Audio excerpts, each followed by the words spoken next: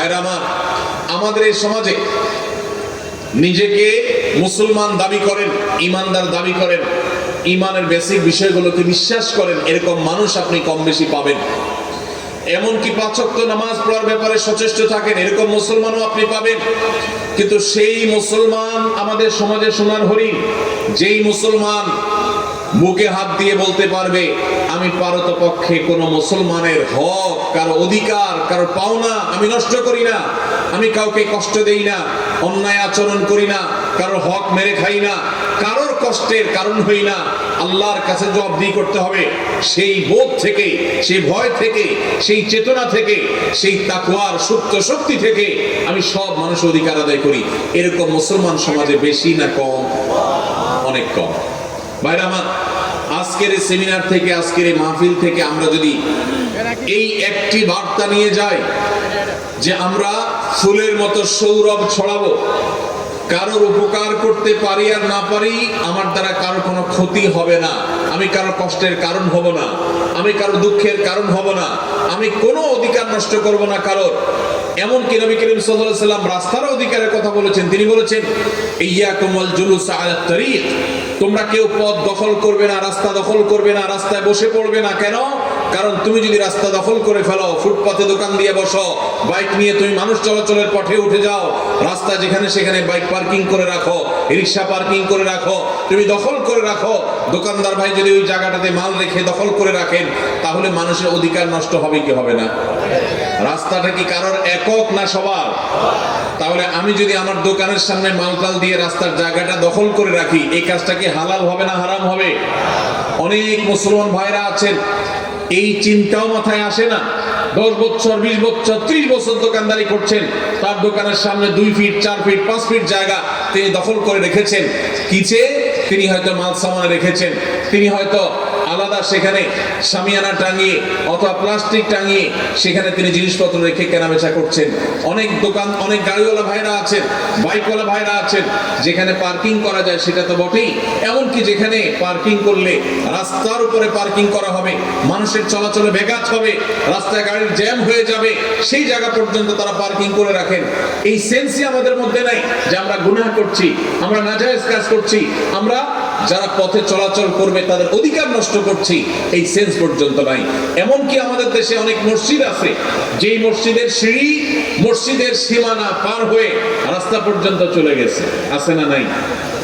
অনেক মসজিদ আছে, বিশেষ করে শহরে দেখা যায়, ঢাকা শহরে, যে মসজিদের সীমানা এটা পার হয়ে রাস্তায় 2 ধাপ 3 ধাপ সিঁড়ি চলে গেছে। অনেক বাড়িওয়ালা আছে ঢাকা শহরে, এমনকি গ্রামেও, যারা নিজেদের বাড়িতে উঠার জন্য স্লোপ করে দিয়েছেন, গাড়ি বাইক তোলার জন্য রাস্তার 1 বিঘত 2 বিঘত 1 ফিট 2 ফিট জায়গা দখল করে ফেলেছেন। এটা কি হালাল না হারাম? হারাম। ভাইরা আমার, আমরা যদি শুধুমাত্র মানুষের অধিকার সম্পর্কে সচেতন হই, আমাদের সমাজটা জান্নাত হয়ে যাবে ইনশাআল্লাহ। আমাদের সমাজে আজ নামাজি মুসলমান পাওয়া যায়, কিন্তু আমরা যেভাবে পারি অন্যের হক নষ্ট করি। আমরা অনেকে মনে করি হক নষ্ট করা মানে শুধুমাত্র টাকা মেরে খাওয়া, আমরা অনেকে মনে করি হক নষ্ট করা মানে কারোর জমি মেরে খাওয়া। ভাইরা আমার, হক মারার যে কত সহস্র পথ আছে আমরা সেটা অনেকেই জানি না। এই যে আমি রাস্তা দখলের কথা বললাম, আমরা অনেকেই আছে যে আমাদের নিজের অজান্তে বহু মানুষের হক আমরা নষ্ট করছি। প্রতিবেশীকে কোনো প্রকার কষ্ট না দেওয়া, এটা আমাদের উপরে কর্তব্য। নবী সাল্লাল্লাহু আলাইহি ওয়াসাল্লাম বলেছেন লা ইউমিনু মান লা ইয়ামানু জারুহু বাওয়াইকাহ, যে ব্যক্তির ক্ষয়ক্ষতি থেকে তার প্রতিবেশী নিরাপদে থাকে না, সে মুমিন হতে পারে না। এখন আপনি আপনার বাসায় ওয়াজ শুনতেছেন হাই ভলিউমে, আপনি সাউন্ড বক্স ফুল দিয়া অথবা মোবাইলে একেবারে ফুল ভলিউম দিয়ে ওয়াজ শুনতেছেন, এত জোরে ওয়াজ শুনতেছেন যে আপনার পাশের বাসা যিনি আছেন, পাশের বাড়িতে যিনি আছেন, আপনার পাশের ঘরে যিনি আছেন, এই আওয়াজে তার ডিস্টার্ব হচ্ছে। তাহলে আপনার এই ওয়াজ শোনার কারণে সওয়াব হবে নাকি গুনাহ হবে? এমনকি এই যে ওয়াজ মাহফিলের মাইক, এই মাইক অনেক দূর দূরান্ত পর্যন্ত নাই। আজকের এই মাহফিল, আজকের এই সেমিনার একটা আদর্শ প্রোগ্রাম, দিনী প্রোগ্রাম, কিন্তু অনেক মাহফিলে দেশে হয় মাইলকে মাইল পর্যন্ত মাইক লাগিয়ে গভীর রাত পর্যন্ত মানুষকে অতিষ্ঠ করা হয়, কষ্ট দেওয়া হয়, এর মাধ্যমে সওয়াব হয় না গুনাহ হয় আমরা অনেকে জানি না। ভাই আমার, এইভাবে আমরা অনেকে নিজেদের অজান্তে অনেক মানুষ অধিকার নষ্ট করছে। একজন ইমানদার তার প্রতিটি নড়াচড়ায়, তার প্রতিটি উঠা বসায়, তার প্রতিটি কথাবার্তায় তিনি দায়িত্বশীল আচরণ করবেন।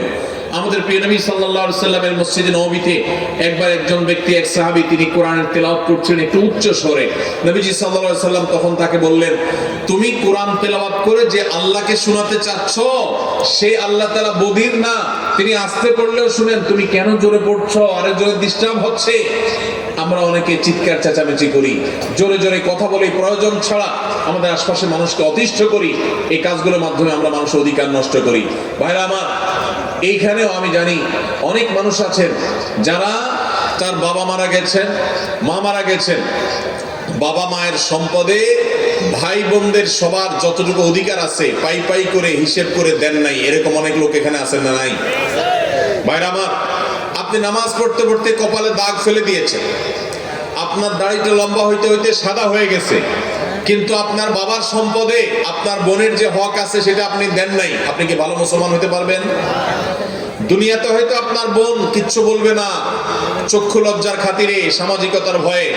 মনে রাখবেন, কিয়ামতের ময়দানে আপনার ঈমান আমল নিয়ে, আপনার ওয়াজ মাহফিল শোনা নিয়ে, আপনার তাসবিহ তেলাওয়াত নিয়ে যখন জান্নাতে যাওয়ার জন্য প্রস্তুতি নেবেন, তখন আপনার ওই বোন হাজির হয়ে আল্লাহকে বলবে, আল্লাহ, জীবনে আমার বাবার সম্পদে আমার প্রাপ্য অধিকার আমার এই ভাই বুঝায় দেয় নাই, গড়িমসি করেছে, ছল ছাতুরি করেছে, বলতে পারি নাই, আজ আমি তার বিচার চাই। এই বিচারের দিনে যদি মুক্তি পাইতে চান, তাহলে সবাই সবার বোনের অধিকার, ভাইয়ের অধিকার, প্রতিবেশীর অধিকার সব পাই পাই করে বুঝে দিতে হবে। আল্লাহ আমাদের সবাইকে তৌফিক দান করুন।